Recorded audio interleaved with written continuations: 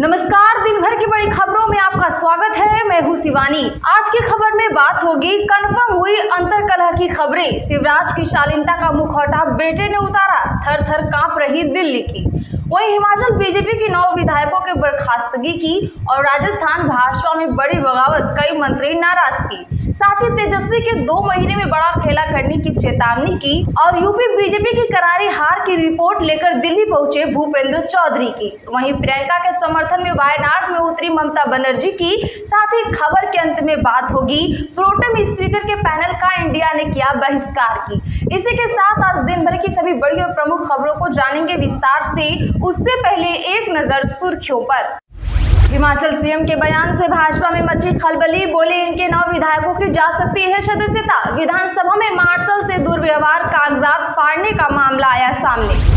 कांग्रेस किसी के साथ नहीं करेगी गठबंधन, अपने दम पर लड़ेगी चुनाव, भूपेंद्र हुड्डा का बड़ा बयान। मेरे पिता के सामने आज दिल्ली भी नतमस्तक, शिवराज के बेटे का भाषण हो रहा वायरल। ममता बनर्जी की नाराजगी दूर करने में जुटी कांग्रेस, प्रियंका के पक्ष में वायनाड में प्रचार के लिए मनाया। जब हम साथ बैठेंगे तो फैसला हो जाएगा। विधानसभा चुनाव पर शरद पवार के बयान पर कांग्रेस का आया रिएक्शन। बीजेपी के कमजोर प्रदर्शन की समीक्षा रिपोर्ट लेकर दिल्ली पहुंचे भूपेंद्र चौधरी, नड्डा से करेंगे मुलाकात। 75% आरक्षण भाजपा ने किया रद्द, रिजर्वेशन पर तेजस्वी यादव का हल्ला बोल, 15 अगस्त को लेकर किया बड़ा ऐलान। आंध्र प्रदेश के पूर्व सीएम के पार्टी ऑफिस पर चला बुलडोजर। बता दें कि एक दिन पहले घर पर हुई तोड़फोड़। जगन मोहन रेड्डी बोले चंद्रबाबू का बर्ताव तानाशाह जैसा। अब प्रोटेम स्पीकर की मदद के लिए बनाए गए पैनल में छिड़ा विवाद, विपक्षी सांसद ठुकरा सकते हैं जिम्मेदारी। मायावती ने भतीजे आकाश आनंद को फिर स्टार प्रचारक बनाया। लिस्ट में दूसरे नंबर पर नाम, लेकिन उत्तर प्रदेश की सियासत से अभी रखेंगी दूर। विभव कुमार को अभी राहत नहीं, कोर्ट ने न्यायिक हिरासत 6 जुलाई तक बढ़ाई। रामस्वरूप कोहली बोले मुझे बीजेपी नेताओं ने ही हरवाया। भाजपा नेताओं ने संजना जाटव को कन्यादान में वोट दिलवाए, मेरे पास उसकी रिकॉर्डिंग भी है। तेजस्वी यादव लूट रहे थे सरकार का खजाना, नीरज बबलू। सहरसा में पीएचईडी मंत्री ने कहा एनडीए सरकार को बदनाम करने की हो रही षड्यंत्र। सीएम भजन लाल शर्मा और किरोड़ी लाल मीणा के बीच बढ़ी खींचतान, मुख्यमंत्री की बुलाए बैठक में नहीं पहुंचे नाराज कृषि मंत्री।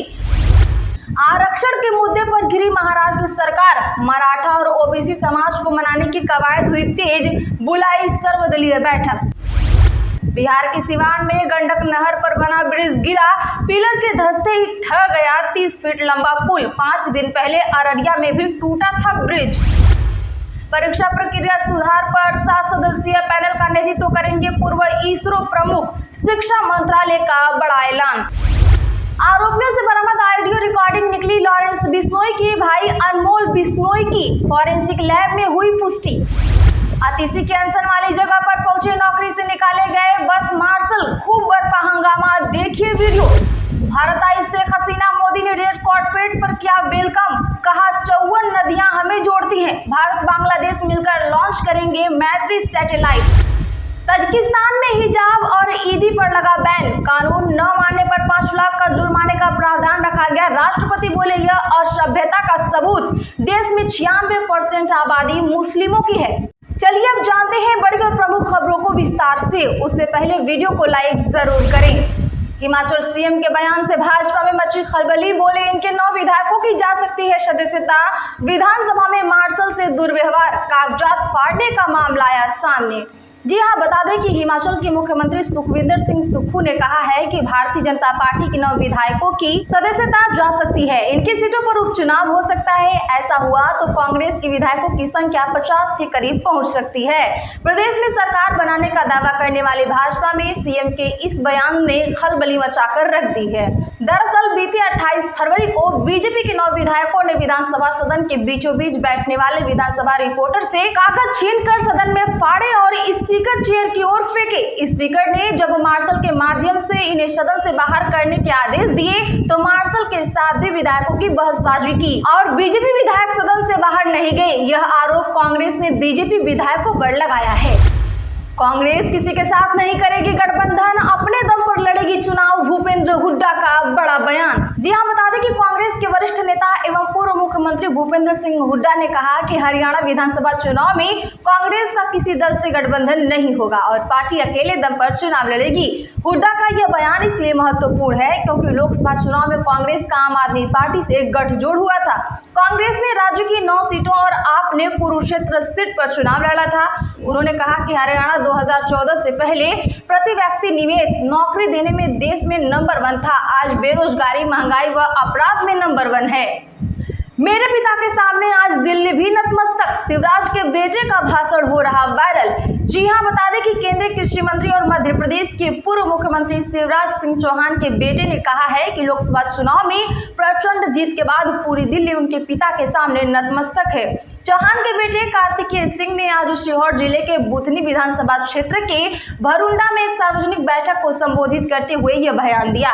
उनके भाषण का यह वीडियो तेजी से वायरल हो रहा है। शिवराज सिंह चौहान ने हाल ही में हुए लोकसभा चुनाव में राज्य की विदिशा सीट से जीत हासिल की है। उनके बेटे के इस बयान पर प्रदेश कांग्रेस अध्यक्ष जीतू पटवारी ने तंज कसते हुए कहा कि इसका मतलब है कि दिल्ली डरी हुई है और पार्टी के अंदर असंतोष का डर है।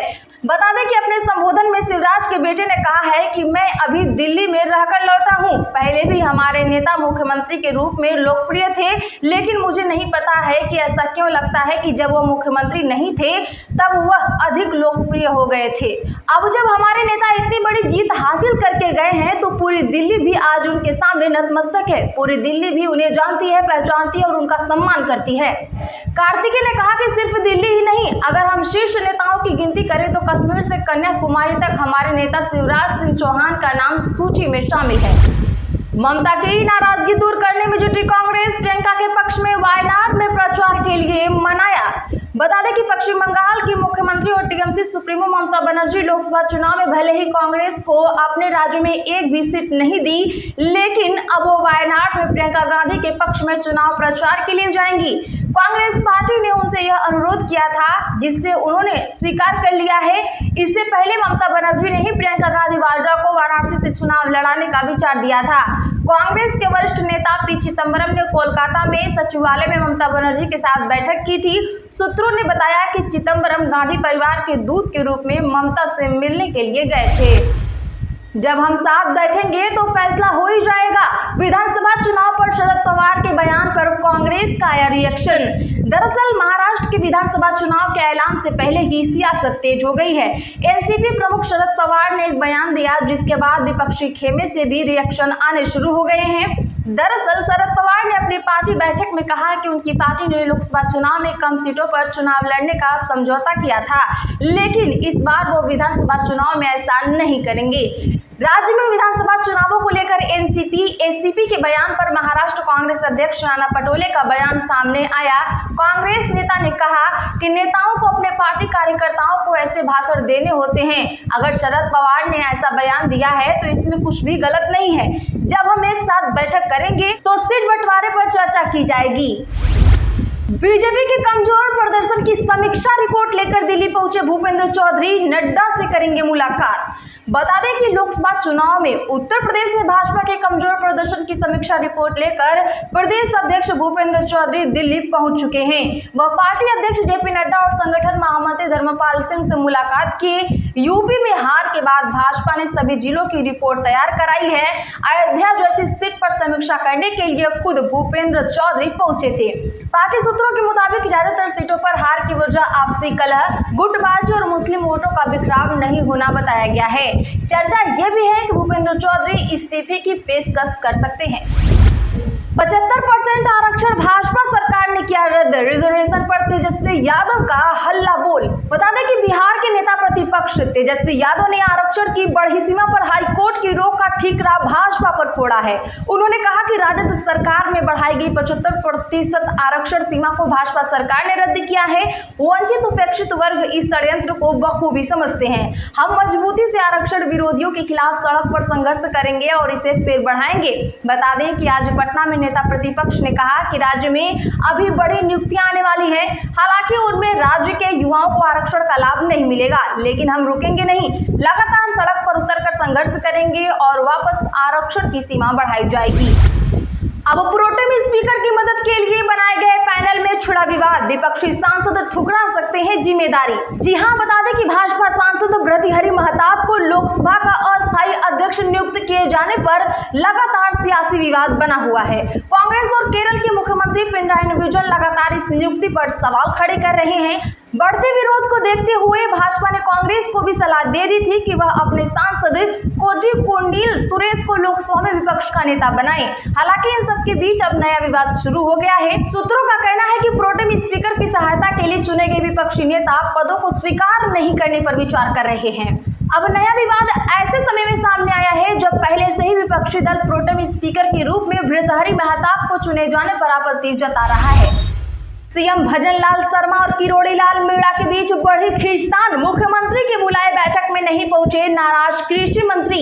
दरअसल बता दें कि राजस्थान के मुख्यमंत्री भजनलाल शर्मा और कृषि मंत्री किरोड़ी लाल मीणा के बीच खींचतान बढ़ती जा रही है। मुख्यमंत्री कार्यालय से बुलावे के बावजूद मीणा आज जयपुर शासन सचिवालय में आयोजित कृषि विभाग की बैठक में नहीं पहुंची। ये बैठक बजट पूर्व किसान नेताओं के साथ संवाद करने के लिए बुलाई गई थी। मीणा इस बैठक में वीडियो कॉन्फ्रेंसिंग के जरिए शामिल हुए। उनका बैठक में प्रत्यक्ष रूप से शामिल न होने को राजनीतिक गलियारे में नाराजगी से जोड़कर देखा जा रहा है। दरअसल मीणा वरिष्ठता के बावजूद कम महत्व विभाग दिए जाने से सरकार बनने के बाद से ही नाराज हैं। तो आज के लिए बस इतना ही। अगर चैनल पर नए हैं तो चैनल को भी सब्सक्राइब करें, वीडियो को लाइक शेयर कर हमारा सपोर्ट जरूर करें।